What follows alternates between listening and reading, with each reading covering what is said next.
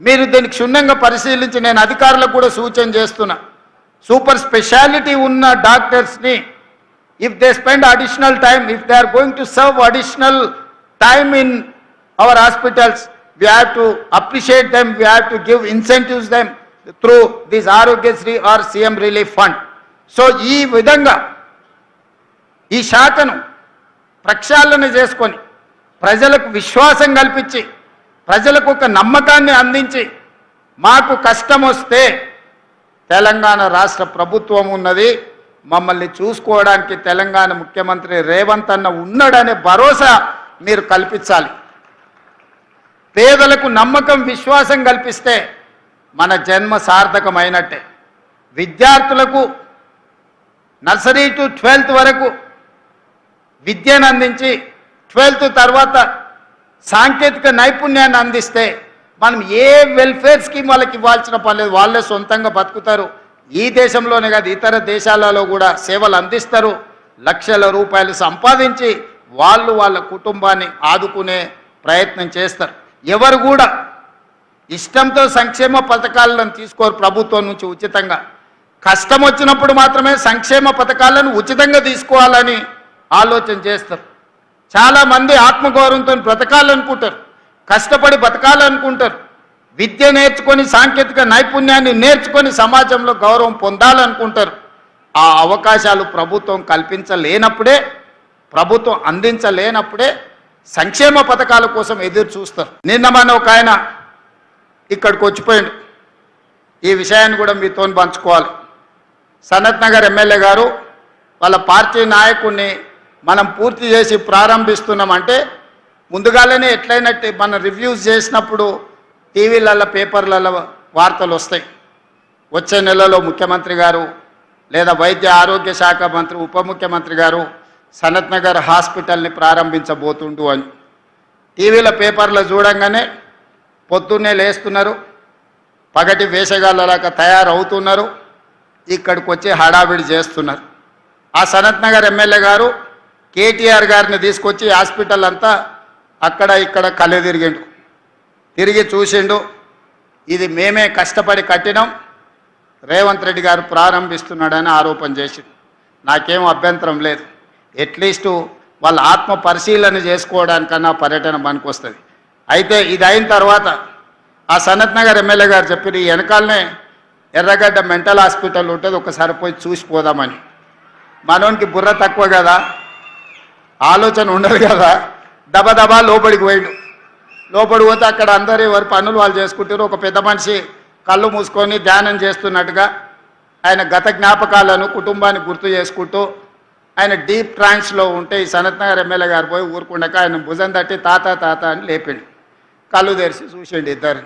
ఏం సంగతి బిడ్డ అంటే మా సార్ని గుర్తుపట్టినావు అని నేను చూపించాను. లేదు బిడ్డ నేను గుర్తుపట్టలేదు అన్నాడు.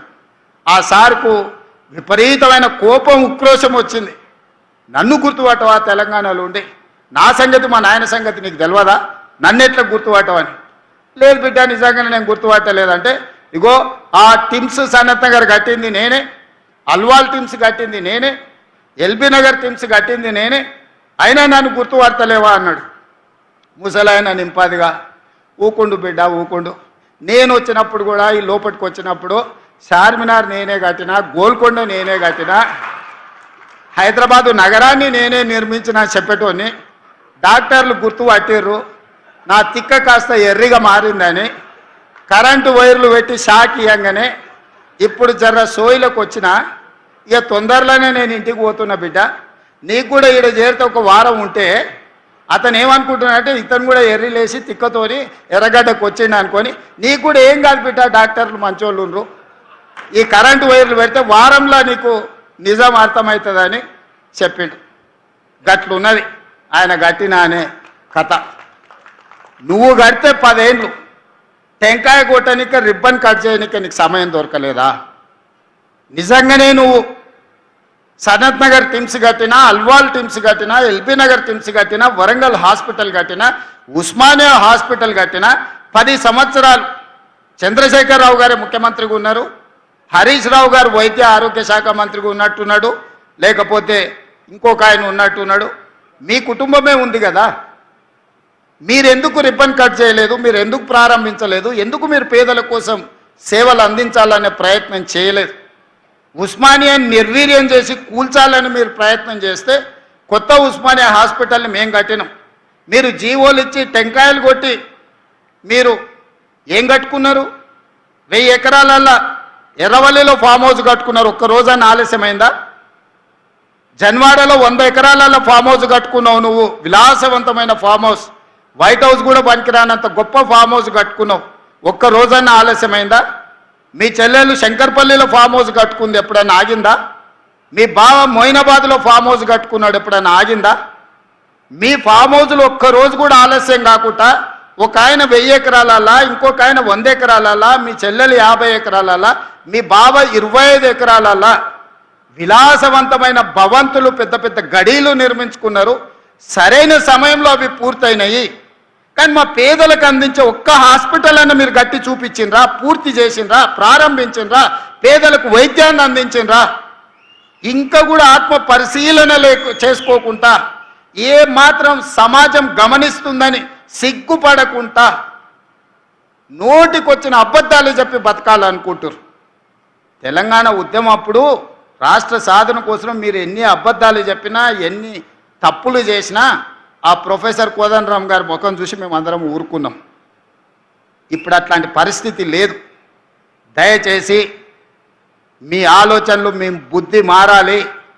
కరువు రావాలని అఘోర దీక్షలు, రాష్ట్రంలో రైతులు చచ్చిపోవాలని చేతబడులు చేపించేది మాని మీ బుద్ధి మారాలని ఆ నల్లమల్ల అడవుల్లో పోయి ఒక 2 ఏళ్ళు తపస్సు ఏమైనా చేస్తే, అడవులల్లో ఆ సెంచులకు ఏమైనా సేవ చేస్తే, లేకపోతే ఆదిలాబాదులో మా గోండులకు ఏదన్నా సేవలు అందిస్తే, మీరు సంపాదించిన 1,00,000 కోట్లల్లో కనీసం నియోజకవర్గానికి 10 కోట్లు 20 కోట్లు ఖర్చు పెట్టి సేవలు చేస్తే మీరు చేసిన పాపాలు కొన్నెన్నా తగ్గుతాయి, మీకు విముక్తి జరుగుద్ది.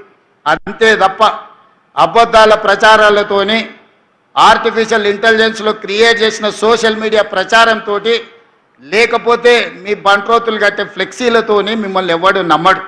మీరు అన్నీ చేసినామని అబద్ధాలు చెప్తేనే మిమ్మల్ని ఇంటికి పంపించారు. పార్లమెంట్ అప్పుడు గుండు సున్నిచ్చారు. సర్పంచ్ ఎలక్షన్లప్పుడు గోతి తీసి పాతి పెట్టారు. మున్సిపల్ ఎలక్షన్లప్పుడు మీ ఎక్కడున్నారో అత్తా పత్తా లేదు. అయినా మీ బుద్ధి మారలేదు. నేనేం మీ బుద్ధి మారాలని కోరుకుంటలేను. మీరు ఇట్లనే 2034 వరకు ఉండాలని నేను కోరుకుంటున్నాను. ఎందుకంటే మీలాంటి ఉంటే నాకు అల్కట్ పని. చంద్రశేఖరరావు గారు నాకు ఏం సాయం చేసినా చేయకపోయినా గట్లాంటో నీ కొడుకు నువ్వు ఈ తెలంగాణకి ఇచ్చినందుకు నాకు మేలు జరిగింది. అట్లనే ఉండాలి. నీ కొడుకు మారొద్దు. మారితే మళ్ళీ మేము ఇంకా కొంచెం ఎక్కువ కష్టపడాల్సి వస్తుంది. కాబట్టి మిత్రులారా, ఎవరేమనుకున్నా, మా మంత్రులు కూడా బాధపడుతున్నారు. మా ఎంకన్న, మా బట్టన్న వాళ్ళు ఇట్లే చెప్పిరు అట్లే చెప్పిరని.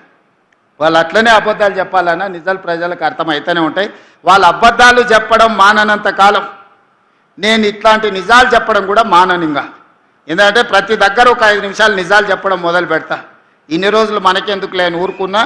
ఇప్పుడు నిజాలన్నీ మీకు చెప్తాను, నిజాలు మీకు తెలుస్తాయి. ఇప్పుడు షార్ట్ బ్రేక్ తీసుకుందాం. బ్రేక్ తర్వాత ఏబిఎన్ సిగ్నేచర్ ఉంటుంది. చూస్తూనే ఉండండి ఏబిఎన్.